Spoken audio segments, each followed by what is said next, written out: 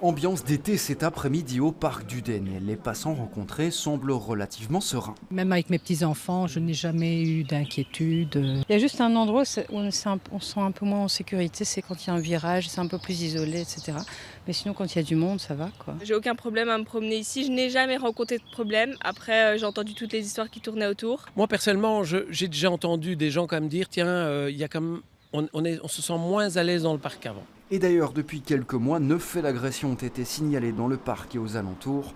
Sur les réseaux sociaux, des habitants témoignent. Mon fils vient de se faire racketter rue du Melon par 4 gars en trottinette. Il était avec un copain et ont été menacés avec un couteau et un taser. Leurs cartes de banque et codes ont été volés ainsi que leur GSM. C'est arrivé à mon fils aussi. Mon neveu s'est fait agresser il y a quelques semaines aussi. Ils étaient 6 et on lui a volé ses baskets. Il est rentré en chaussettes. La commune de Forêt se dit au courant de la situation. Des mesures pour améliorer la sécurité sont d'application depuis quelques jours. Les gardiens de la paix ont pris du service. Le service d'été, ça veut dire qu'à partir de maintenant, ils travaillent jusqu'à 22h. Donc ils font des rondes particulièrement dans le parc ici et aux alentours. Les policiers font des rondes à différents moments de la journée. Ils sont soit en civil, soit en tenue de travail. Donc ça, c'est des mesures qui ont été prises actuellement, des mesures fortes et des réunions assez régulièrement pour qu'on me fasse un retour de ce qui se passe dans le parc.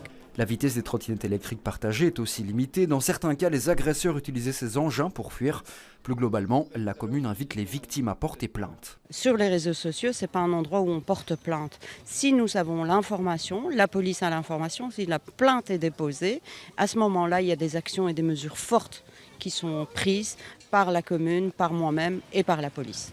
Depuis une dizaine de jours, aucun fait d'agression n'a été recensé.